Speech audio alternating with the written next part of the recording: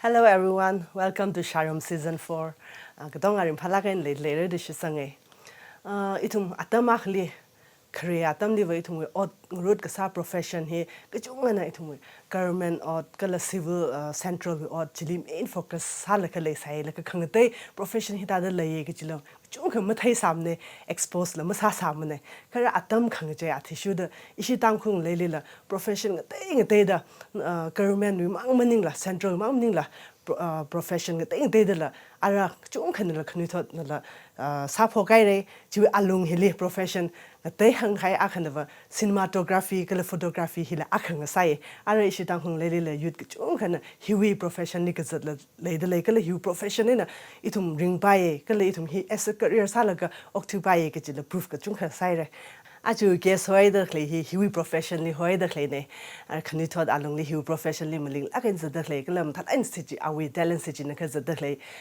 mir na akhane kala a hi cinematographer kala jimam ni le photographer akhala nga sad le kala ju along awi talent ka tele chung khle ye ji aram ali samphang laga anala share sarun da hangai a hi Sorensen washum ne da luwen ne ka tongana ali welcome sakwise.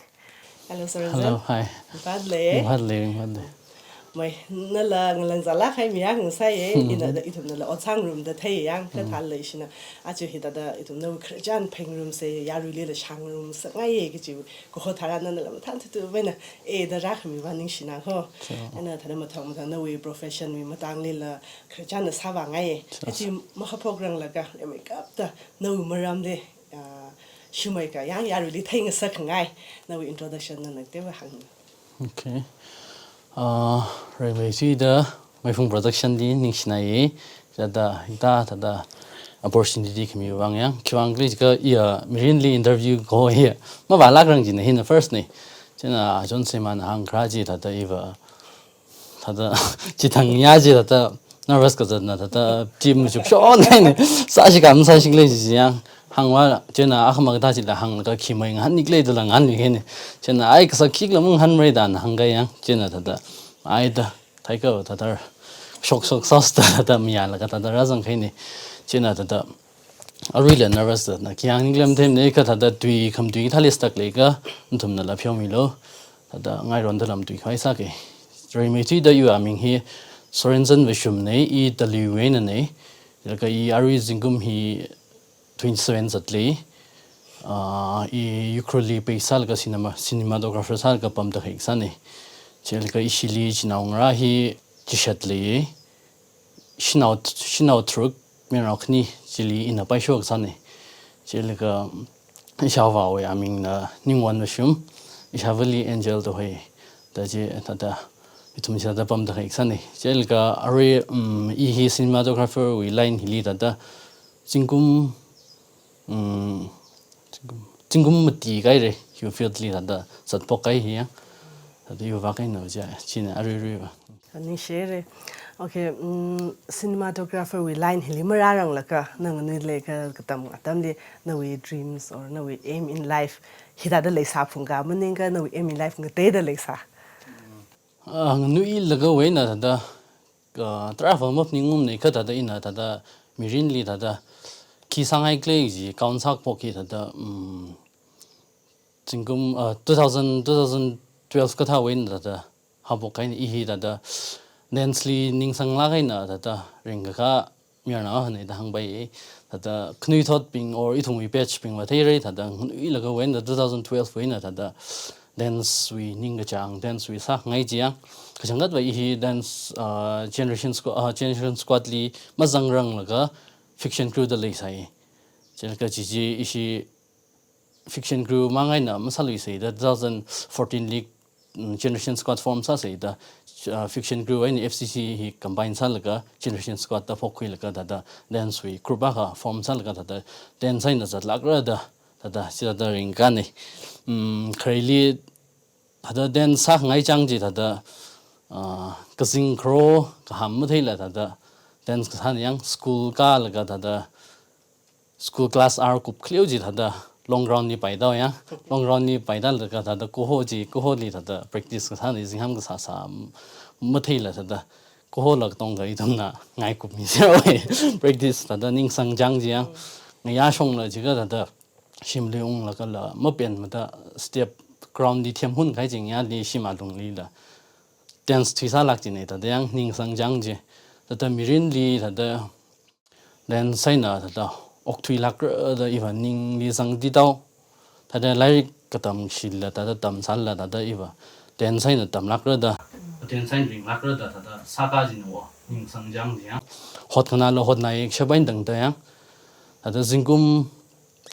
Jhat kada ba thada dance saka jine 8 years kada ba yang dance experience le thada 2012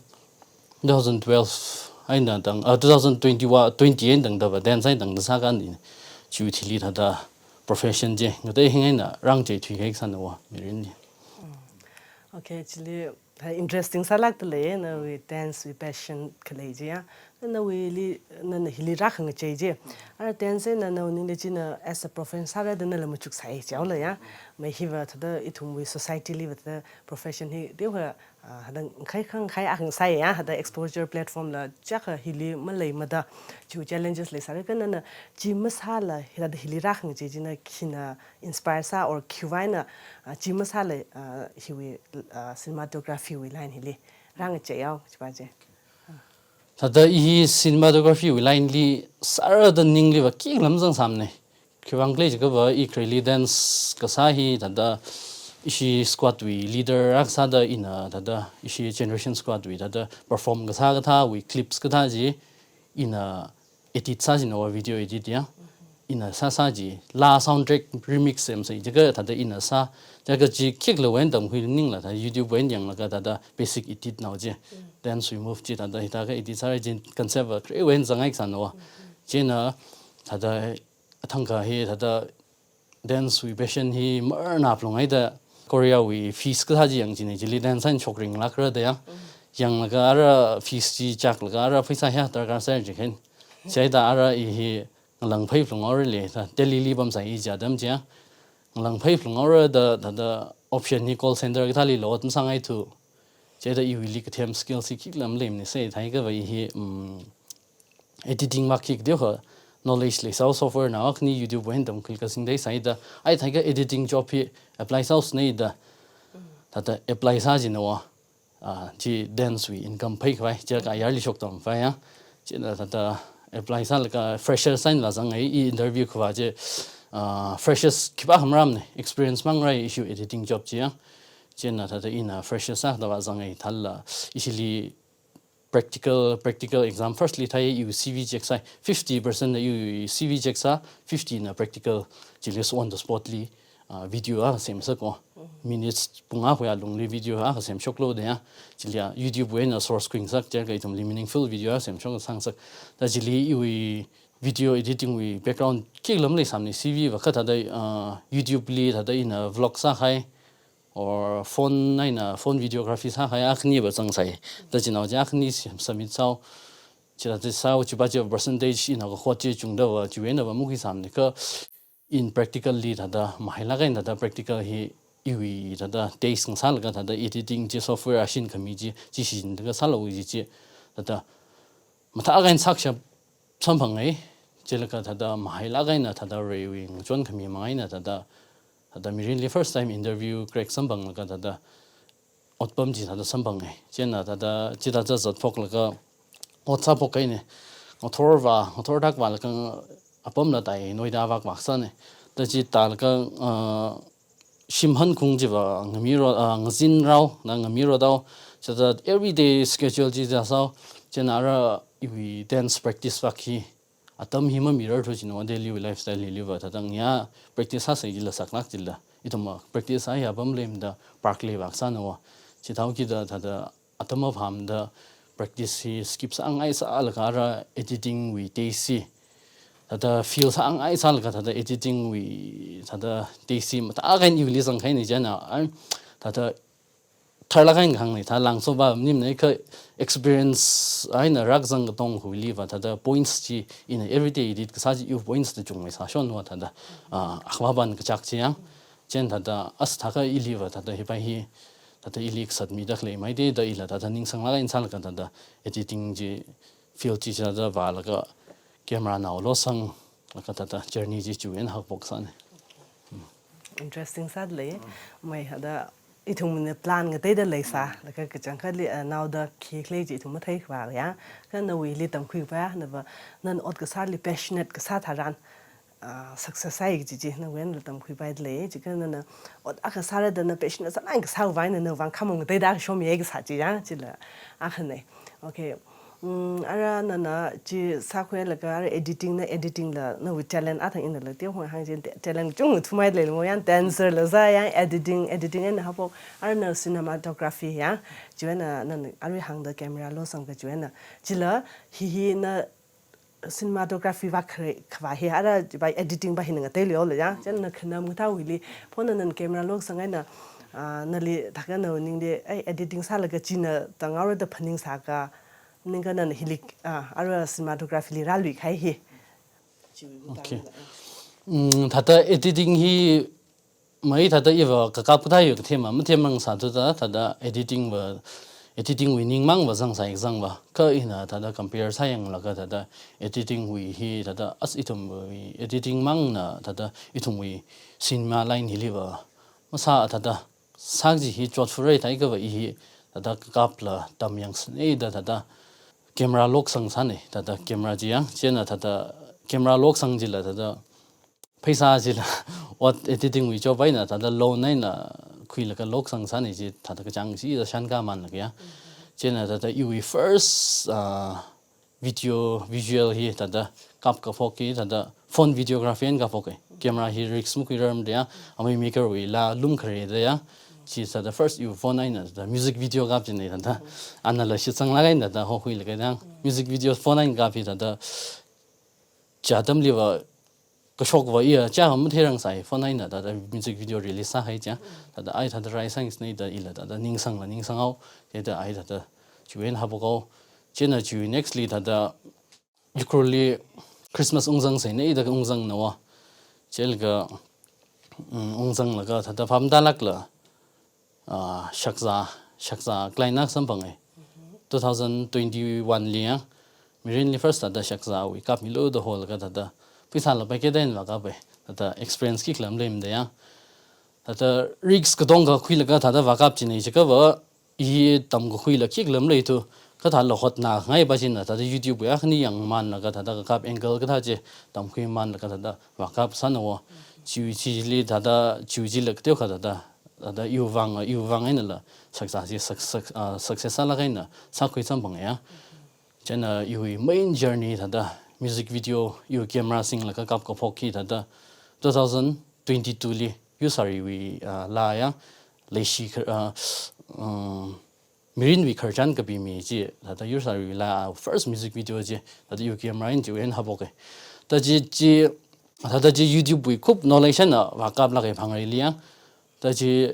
release ka sa tran da comment je da yu vakli so na na tra comment mi wa da ma tha nai ji da appreciate ka sa jiang chena o thai ka wa da athum wi aina inspiration sam bang la ka da journey je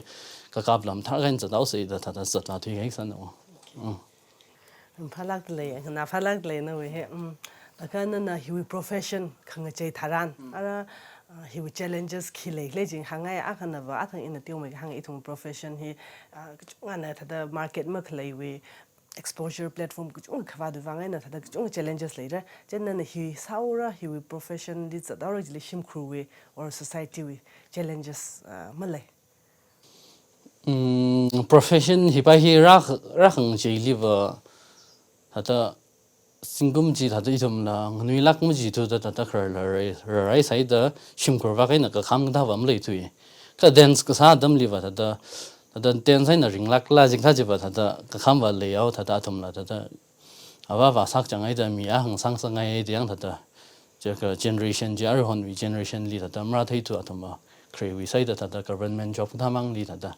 ning ji cha le sau che da dance wa kai khra ba le ka da ra itum tada mi mapunga pha manai da jaw le da jaga I hui ning sang ji thai chel ga da chi sa ji da shan gui mi la ga da family wa kai na ba da kham am le thu I ba ji ba kyang le ga isha wa hi la da kre li ga da itum ma ranga price are ta dang ni la ta ya isha ba rong hi da anakhang chi movie wi da producer ga tha ba sa sai da hang isha ba hi ya chena ina ta da sai ga muchuk yang la ka da relate chi va kai na ra ta la ka ili wi da wi career hi chi li ling sa thui he mai de da bloodline dio da lei mai de da iwa chi da shan gui chi ga khwang de chi ga iwa yu mi rin he dan sai nok thi la ga da lei sao chen na very na ta da de ngai na khamong che i thom ni ta da opportunity ki chi da lei sai da hang okay na ara na hang da no how po hi music video and how po ge da hang le ya chen na music video then the works we matang ni na otsa khai matang ni la tiong me khada da share sang sai na movie in a so far in a thai ba khani ya some ko kai na machine na cinematography like na music video like khasai ra chen ji difference je na we khanam le jang na we editing je no na we oddly like na ji la te wa hang mi lo like plus na thada na we ot sa khai ping ji la te me ka hang mi lo okay I movie hi masing rang la ka you first movie sam ko ya chi ba ji 2023 li ne ta chi first masing rang la ka ba I hi interest for movie liver le sai movie mang ning la da short film da hi interest for le sa jin wa jena da you first da mirin pekar dark pok chi jo le cinematography wi line liang cinematography ki ga lam the samne music video nei da da ka blak ne ka da in actually first I short film Northeast India bashin hosami la ka 2022 li host ka thane je chili da Northeast way na ina da participate science ne da short film dia vision le da bakzang na wa bakzang ji da iwa competition ka changau gi da mathiam la da source quick by quick la da pura full effort mil ka bakzang na wa cinema line la ki lam thai la da bakzang ne da ji ki lam thai la bakzang ka da hot khana na jole kala da river we look commission mangain da ina position ya first position ji sam bangai Northeast win da ji da chui ye na chili ili hang certificate chilia congratulations ya lastly da keep filming ya jela ka keep making stories da jili ka pi hai wa shu condition ji ya da ji ili inspire ra sai chui na chei da filming je da film ja ga stories ka da ye film ni pura release sai da thai ka I short film hi jong mai siam ra mo da thai ka I la hi wa ki feel thi hot na ge da chu e na da mang sam la da ka kap la kap shon so nauli hokil ka da try la sai yang ya ja ka cha da chu e na hak bong nei ta ji da achievement ji da title la knik to ma sam bang awe ta da mahila ka nyang chen na cha da journey zat man lel ka ringwi bashin ya merin sing na ta da kol sa shang e movie project a hali le ka thak le musing hai le da hang jin wa chen ina movie vam rin ya musing la grang e iwa kasing masing nga yaw ka khangji ba nya movie hi ba sing ba ka bai movie ning to chena the first time sai da aska ta dang ya je sia ong sa bio muchuk yang he ni sa shi kam sa shi le jena thor jena muchuk bel ga decision khen sare da jena akh mag tha ja ashili kol sa jena nishui da kharjan ji yang ngai ang thei ngai ki jik tha kharjan kle ji ba ji da ina da dang hanaw ya chena da mai kharjan ji da phengrom se na la ramni tara salo jel ke jum kharjan sal ka da ka sa chli ji ba ji chena da sampang la ka da kharjan ji la acha la ko hau wi sao che da interest ji da pra ka hai no chen da ai risk la sara da maya la ngok la ka da you first film ji chuena da samkhok ji chuen hak mok la ke journey ji okay jena ara na movie khani sing jena ara movie khani wi na ara first power na we as a na we debut sala ka sing ara second by with the experience ya ji khangate na we challenges ka genre ngate ka or same genre ka mning ka ji movie khani wi ka sing wi na we challenges ka la difference te o me ka hang da yui cinema va kai na da movie khani with difference ji ba da machine wa hi bai na ba da yu wang ba pai me kharo I khwang le ji ka ba you first time kok wang zang ba hi wa director la first time director ne ila cinematographer la first time en wang zang ne chi thau gi da ot ka sa ji da amaya ma mha khim no chi ka ba da experience chik deu wa da mo yang da da sak thai ba sa thai sal la experience ba chik deu wa dai da ka chot la gao chena machine wo ra kap li wa chui ka chot experience chi sam phangai da hi bai li ra kap li ka bai pai me yo jen director kni ajan se mai na amim kan mi ani wa da experience ma tha gain le khai da director side da ot ka sa ji ring pha mai khara we da yang da jelika genre ji la ji ka kni ni hi da how we to ne thal ak ba hi na modern we chi dai da isung we cinema wa gain hang ka color grading ma khila pura contrast na wang de hingai wo ak ba ji wa color yak la gain la musem bai to how we say da isung we red color hi edit li sa shila ko red hi da pink ma hai lang mai wo edit yak nai ga ya da chi color grading ma gain la da how we by he da cham sa paim da basic ma in so ja ka modern ba khin ri chi ka da hui main challenges fe in sa ga hi directors da nam ta in sal la yu wang wa modern we ka bre je ka lighting si tra da ka sa jila lighting hi da lighting hi kwang in da ka sa ke chi ka yu color grading we wang la da arama trang genre ja ka chi dai da dress code ka tha jila da background apa main ka cha mak cha hi kup yang plung ri sau chế da yêu vang à machine wo copy da cái chốt là chốt đấy cái sắc là sắc ấy da yêu best là khami là mi da ring pha cái nó cũng sang ấy da mặc sung mặc bây giờ tra lấy sao đấy thal da mirin next movie ra da kle live da improve some all by or da chiba da shit sang le okay okay aka me ara na wen yen ka va na ara va mga chung ka khwere ya na khla da self independence ala ka ara octwere shim kul depend masala ya hi da ga hi profession he na we ning na we experience attention na we personal opinion hi na talain survive sa shap rela ar khnu thot kai mi la profession ji hi tha le la khiang la jong sa ra ya chen chi context na hang na we personal opinion share sang sang ngai hi na ta survive sa bai ra ji sa bai ma hiva khi na hang lo chega wa mi ko mo khana da hot khana ningli sa ra ji zangai ga wa da masak shap am leim no wa chega wa asom even da shoe polisher being shoe polish ka sa bing ai ma sa da ktio mang earn ka sa in ma sa ring shap ji la da thumui dedication ma tha nai da ya chik sa da I thumui ar hon digital field deliver that you vain hanglo chika cinema or photography or any that media we feel deliver that mathala gain that hot na ga ba mata gain sustain sa bai da hangai you vain ya chika hui cinema field media field li apong tra le wo scope la tra le ji ya I thung we tangkul context li photographers wa jungda le re that jungda le la nu photographers sangai ga ba hot na khil ka thar them mai da la sa bai chilka videographer cinematographer sangai gala tha hot na khil ka chungmai chembai ya chena are tangkuli itum na struggle sal ka chotak le movie kam chi the struggle sal la he itum really light we va gaina light tha cinema we light hi tam hui khai mathai rang wa tangkuli ya ka tha yu va gaina bam the ka tam sal bai ka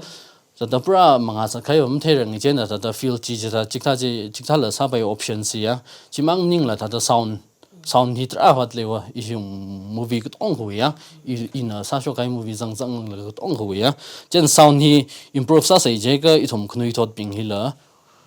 tam plong ji no sound ba ki la feel chi ara chi ka I thom wa khik la ma dam khui sau YouTube when source quill ka sa sai da level ji mka bai mirror no sound ba kai na ba chi thau ki da dan thum na da hot na la ka sound ba ki ta tam tha gain dam ga ba da scope chi ka bai ning le ji sa ne ta da ya jel ka ina scope ki wang le ji tha gain hang sak pe ji ka I daily ka thau wi ta online wi editing jobs tra ha yang wo da ji ta vacancy hi editing ka tha or media wi hi vacancy hi a le shon wa da tiamai ka wa lak khuyog ji no ja ka earning jim tha gain sa bai wo chei da I thum khnui thot bing li da hangai media we feel thili thada chung mai tam sai kala I thum kutong ga thada ot sak rum la ka di mai na ot sal ga thada tangphul movie or thada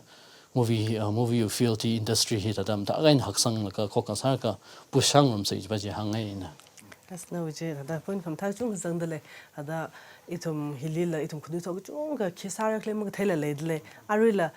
ava wale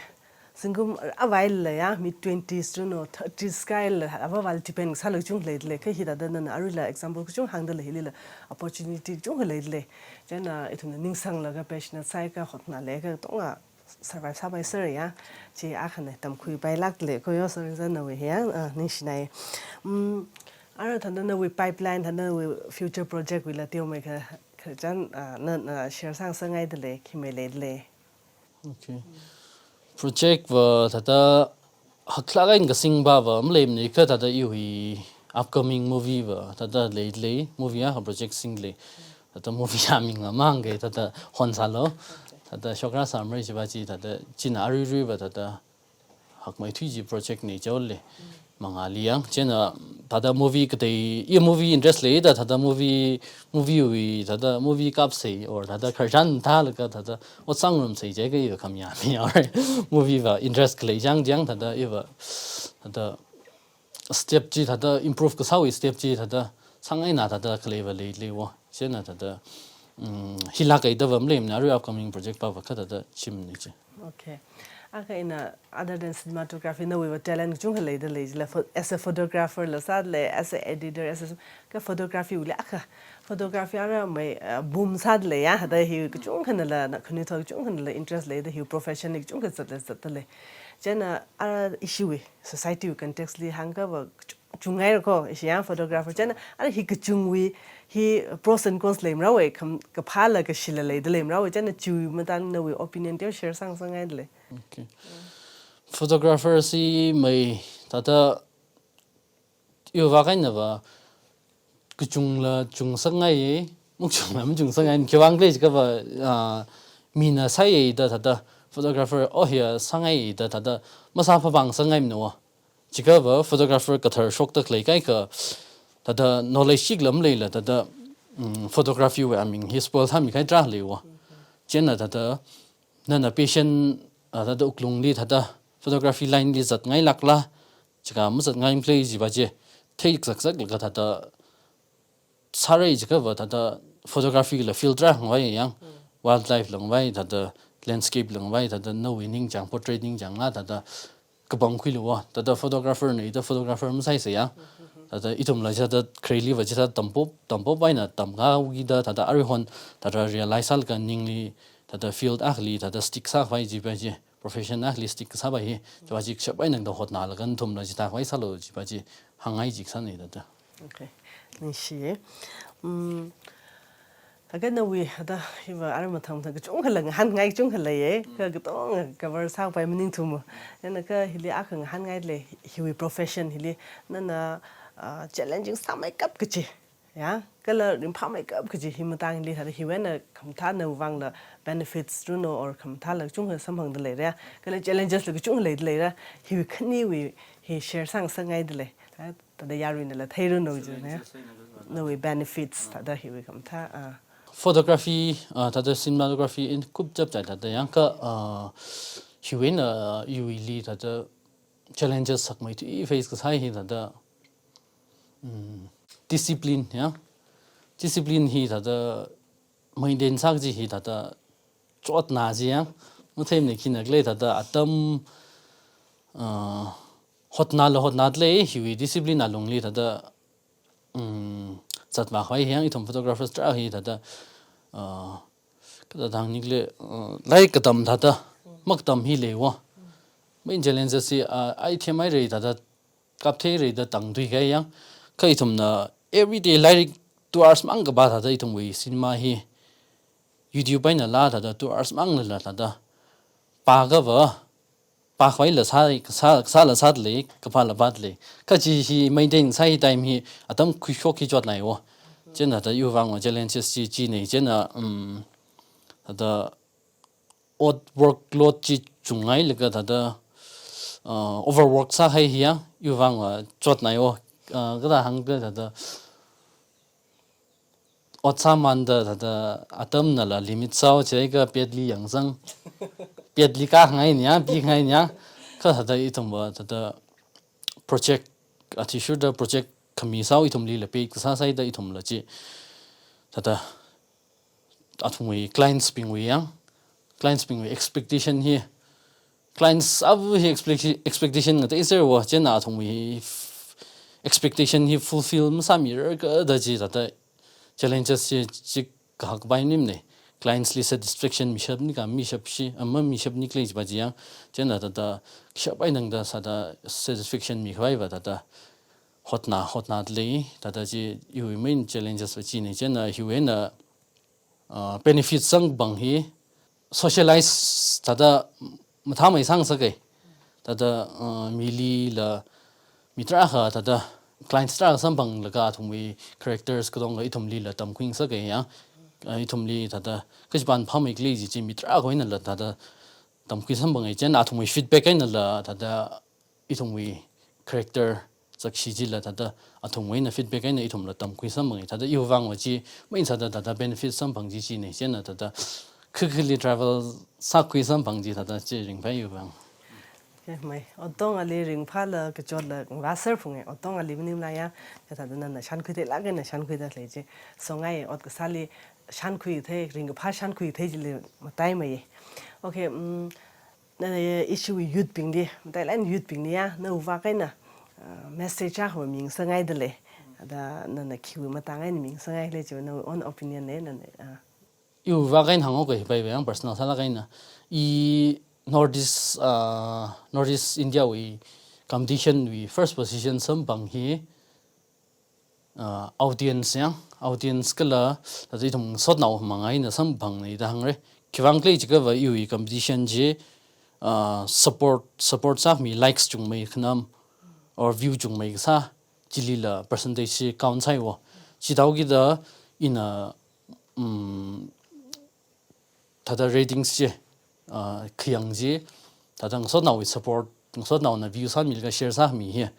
jin chung mai thi sa sai wa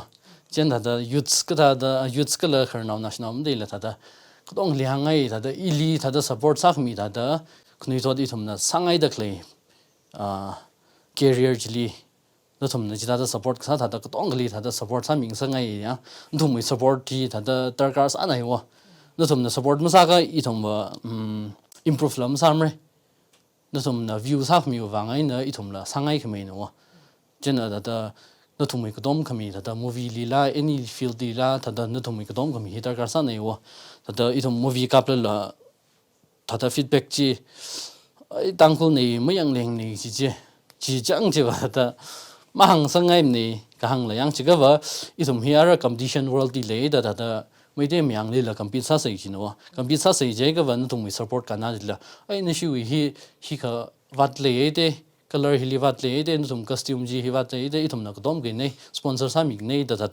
ra lô gì là thấy cái thùng là đó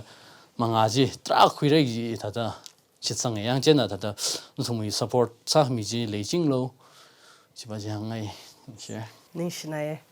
mày ở Soren dân là hàng khai đó itum akhen akhe tom khang rok china re sang khira re ki chi ja are no wen ke chung khala tam khui bai chung sang le ko national being inspire le sak bai chung sang le in da hang hai are son an o cha da le ji wili an sa khai ji wili thada athe kham the sam phang le za rat le da no we movie first movie ji la issue ten fa when best cinematography best editor some hange visual effects tada hak phok when tada saman le za thai kham thai sam phang man le ta chi thum tam khui pai ya le hangai in use ping dil khni thot ping dil hangai a chu awen na khrajang na khui hena I thum no od ka sali I thum we mangali platerly ready made in khira mi lo da mang rai se yang awen tam khui pai je ana firstly khi sangai sa ti sangai da achuwen hot na lage ikhle da phaisa an sa lage chi sa da sa lagali ngate hangain khamong ma sha an ngate hangain shomi eksa ani tum thada mang rai pam stage la ready made chi mang rai se ya itum hot na man laga ka chili leida pha khui laga otong hi เดียวขนาดมึงว่ามเนี่ยก็ถึงต้องในเป็นในสถานที่ก็จีนก็ต้อง sustain ซะแล้วก็ survive ซะไปก็ต้องในจิตใจก็อีสิอิมารำจงก็เรื่องสังคมระก็บ้าลิ depend มันต้องself independence ซะแล้วก็ออกที่เราก็จีจีอ่ะเจนอีน่ะพนิงคุยท่าดาน่ะทุ่มนาดคลิปนี่แหละพนิงคุยเลยเด้อสังเกตนิ่งชนะก็สนใจอีสิrapid fire round เลยก็จิมรารังก็ชิกะbreak คุยเอาสิ ไม่พุ่ง Productions เวียนริงพระอาชาลามิดเลยไม่พุ่ง Production ฮียูคลิดาวนี่เคล leading production house อากังซาดเลย Production house ใน movie เลยเซมช็อกเกอร์คันนี้ทอดบิงเลอปงเตอิงดาดา promote สามีก็เลยดาเลน expose สักไว้ with platform เลยมีไม่พุ่ง Productions วิคารินวะเซมกัสอีทอดกจีน่ากจีกท่านะชิดสังกุไปก็เลยอามันกจ้า equipment rental วิวังฮัดเลยค่ะไม่พุ่ง Productions list ตั้งปงไปEquipment pinjia, camera, sound system, color projector. Equipment rental maang muning la, audio recording facility la lately. Equipment rental, color audio recording kasali inconveniences kaleji. Ara Maipung Productions na solve sa mikwai apong akang sadly. Maipung Productions we address na Hamle Khong above PNP ATM, Hungbung, Ukrul District. Welcome back. Jo, ara rapid fire in a rapid fire question khani tum set side le jiga na li handmade the thing ai da yari na la jung ga thing ai le re la ga yaro na wa ga side especially la na bring le handmade the thing ai le re je na khre sa da sam la khai na khapok se na likhi ne inspire sa na ot sa ji uli hi bai la ge da yu wang wam lem ko ka da ya yi de ya vu wa vu ya da away na da mili ga da ma tha la ga treat sara mili ga da ga da ni le sai la ma ga in sa mi ra or da mili ka pa sa mi ngai ji away na tam ki wo ja ga ilya tam ji da ana sia sa mi shon yang jen da yu bang wa da a ta ai or afu mle mre da okay da mi pao chini ga I cái chung cha go na hi lao hui thlang da cha go no skill la thengai le go okay na ari girlfriend ma le mle mle mle single ne okay tha ka na hi hui da khle la mo na hui da khle ga mani ka tha le na status ari status hui da cleave am thêm này cơ vậy mày ta cái mùa à sao ta niềng chẳng vậy đấy ta cả hậu da cleave vậy hui phải plan xem da cleave đây na step ra okay hiwe nang su nau cái na lấy cho là ai cái na we ideal sinau ba je your girlfriend na we girlfriend sang sak ngai na we partner sang sak ngai he qualities cái chung cái yang da lấy rồi gì đó hi cái chiu người trai li top 3 hi cái thum hi và zang phung ra iwi sinau bai li zang sang ngai chi cái thum hai nat quality thum mi ling han cái thế ya ta mi ling han cái thế ta ningai kham dai ta ning chang ấy trên ta obviously ta really cái thế là nào còn ning chang ấy yu ba che ba che ba ta main bar de hai ngai cái là ta I ta travel sa ngai là nó ning chang hey so na azak tha lam yang ne azak le yang ấy cái mua okay cái ta main gì vậy gì này okay de sinau bing note sad le ro ko na point sang kai ji okay ta ga na hi prank le sa thi la ge de sha mo na prank sa hai nge chai li na u bang ta da cái ta hàng prank chi thật class sao mấy cấp chi thật nali chi na mầm lại lắc là phần những chính chỉ nên sa khai prank cái hàng share sang là in sa khai prank ya prank mà chắc chi sa chẳng ấy rồi y vợ ta sân sa hi ta những chẳng này yang mong mơ khret đây thế nào hàng số cao lì vậy vậy ta y secretary class 12 cái tầm mà tầm li class 11 12 chili ta mai wa chena house captain na sa sai jaga house captain sa la la I late comer li sang chon ji thang ga hi school gal ka ke chung kai no chena ra secretary khnu ka kai na de trin na kai ka hai no yam kai la ga ra chili assembly sa sa jine chen khnu kai na yam kat ka chili wang ai khen assembly kup ka jang ra da chen na bam bam la ka in the first day khen o cha ji check sa ra da yang ki ba mai thum de le ji check sa ra da jang rak san no chen in first day da asya option later da hi chili kodak je kazare kain kasare kai da pek thung ka kasare kai ko chen na ra kasare kai ka na kada de hilibam chikle dang han jina chen na I taxi we na school in dal ka direct sa da mar na zai da washroom da gang sang kai ni kai no chen na hi si chang kai li taw la chi dai da oi da staff room li ari na ka share lo dr na ka mang khui lo da ka mang khui ka classroom sang bam hai sa ni da da you bring Okay, nagan na we favorite Tangkul actress. Tangkul actress. Tangkul we live in a Ningjiang we chi ji hi Timing sao vậy mà ta ana best luck ne ta ri ne thi li ba ta Okay, nagan na we actress ya na we Ningjiang mai kap chi ka shak za. Hoksa lak ne cho Tangkul na sa Okay, nagan na li power akami ji one day we bang any power ta na na sak ngai ak sa bai ji and ukrul down in the power ji me ka na ukrul down ni ki khang che ak khra ga ta da sang ngai ba tra li ke yi ba kari sing na a sai da yi ku down ni chong fu hin nan ba da ni chong fu tong se mi de ga ring ba ga tao zo ngai Okay, chong fu zak shi cho na jang ai Okay, kana sa na 10 years sweetly na kla ta ka tha da thai ta da hi ta la kre da ba mu thai mi ke ta da yi ba 10 years sweet li ba shinta na sa la nga lo ki sa la ba yi ke la da yu hi production house la yu va kai na sem khangai ning la zangai da chi la ta da chief masar niglem thai mi ka sai sa la ba da shi changai chen da mai ta da yu production manga zat la gai na ba 상하이 그 하우에 집 na we ka how no ning da le ji shung sa ren ni shi na ye ara hin da da jang aure ni conversation ka hi we na ni shok rang la ka mai phung productions li na we nan hang ngai ti kur a khni hang da 다다 매풍 프로덕션 다다 이시 당콩 레일리 다다 클레이 다다 링팡이 양이 좀 당콩 나오빙 시방글이 지가 왜 좀 누이라가 왜 있나 다다 이 시니마리아 라인이 자다이 살라라 뮤직 비디오가 다 만들 걸어 이거 매풍 프로덕션 리 다다 악시망 다다 or 악시망를 다다 어착 룸 ngay 지바지바 다다 가 가우지 레이질라 제가 봐 통해 mga movie 드라싱 가 mga 와 가이지 테일 강 샨갈 가다 가오나지네야 제나 이 다다가 가오미 다다 트라레사레 저다 제나 나dom나 사다클레지 audience kala 다다 이 통이 다다